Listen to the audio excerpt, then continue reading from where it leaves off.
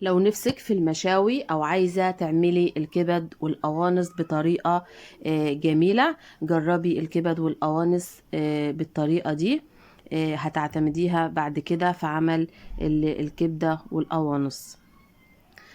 قبل ما نبتدي، لو أول مرة تشوف القناة ما تنسيش تحطي لايك للفيديو وتشتركي في القناة وتفعلي الجرس على الكل علشان يوصلك كل فيديو جديد بننزله على القناة. يلا بينا نشوف عملنا الكبد والقوانص بالطريقة الجميلة دي مع بعض ازاي. معايا هنا كيلو من الكبد والقوانص، انا غسلهم غسلة كويسة ومنضفة القوانص والقلوب، مقطعاها بالسكينة ومنضفاها تحت المية كويس، ونضفتهم بالملح والليمون. بضيف المادة الدهنية او بضيف الزيت اللي معايا، وبنزل اول حاجة بالقوانص والقلوب. انا مقطعاها صغير بالشكل ده، بنزل بيها في الزيت وبشوح الكبد والقوانص الاول في الزيت، وبقلب كده القوانص لحد ما تتشوح معانا تشويحة كويسة في الزيت.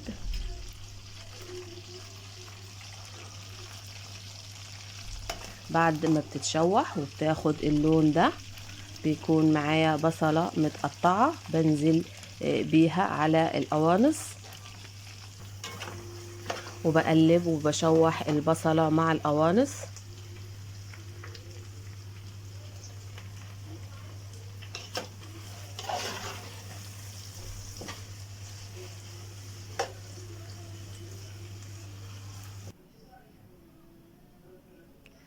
بنزل بحوالي معلقة صغيرة من الثوم المهروس، وبقلب الكلام ده كله مع بعض. وبنزل بالكبدة بقطعها هي كمان تقطيعة صغيرة، وبنزل بيها على القوانص، وبقلب الكلام ده كله بشوحه مع بعض. طبعا بكون معلية النار علشان اللي مش عايزة الكبدة تنزل المية بتاعتها، عايزاها تتشوح على نار عالية. معايا هنا فلفل اخضر واحمر، ولو عندك فلفل الوان ممكن تضيفيه. بنزل بالملح ورشة من الفلفل الاسود، وبقلب كله مع بعض.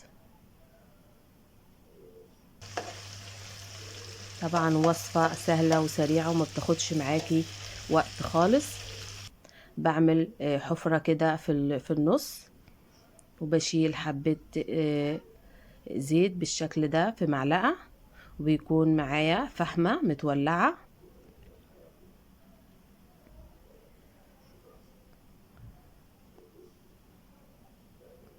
بكون مجهزة فحمة متولعة وبنزل بيها او بحطها على الكبدة بالشكل ده.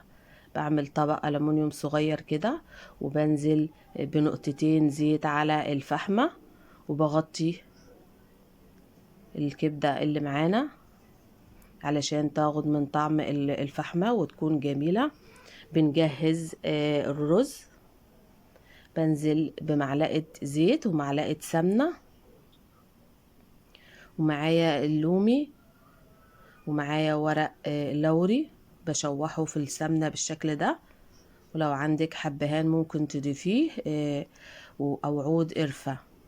بشوحه الكلام ده كله مع بعض، وبنزل بالرز حوالي كيلو من الرز انا غسلاه ومصفياه.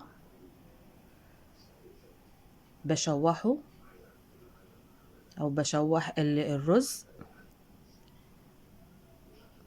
بكون مجهزة مية بتغلي بضيفها للرز بالشكل ده. بنضيف الملح وحبة صغيرة من الفلفل الاسود، وحبة صغيرة او ربع معلقة صغيرة من الكركم، وبقلب الكلام ده كله مع بعض، وبسيب الرز على نار عالية لحد ما يتشرب ميته، وبعدين بهدي النار على الرز لحد ما يستوي ويكون مفلفل وجميل معانا بالشكل ده. هنبتدي نغرف الرز.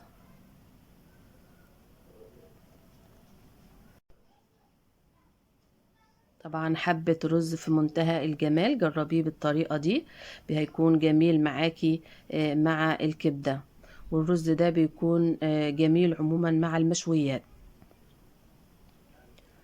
بغرف الرز وبغرف عليه الكبدة. وممكن لو مش حابة تعملي رز، ممكن الوصفة اللي معانا النهاردة او الكبد والقوانص اللي معانا النهاردة بتكون جميلة في السندوتشات. ممكن تستخدميها في السندوتشات مع الطحينة، بتكون جميلة جدا. طبعا وصفة جميلة وسهلة وما بتاخدش معاكي وقت خالص، وزي ما قلتلك ممكن تعمليها سندوتشات. دي كانت وصفة النهاردة. جربي الكبد والقوانص بالطريقة دي وقوليلي رأيك فيها ايه. ولو حابين اي وصفة تانية ما تنسوش تقولوا لنا رأيكم او تكتبوا لنا في التعليقات. وما تنسوش تحطوا لايك للفيديو لو الفيديو عجبكم، وتشتركوا في القناة وفعلوا الجرس على الكل علشان يوصل لكم كل الفيديوهات اللي على القناة او كل فيديو جديد بننزله على القناة. وبألف هنا، واشوفكم في فيديوهات تانية بمشيئة الله.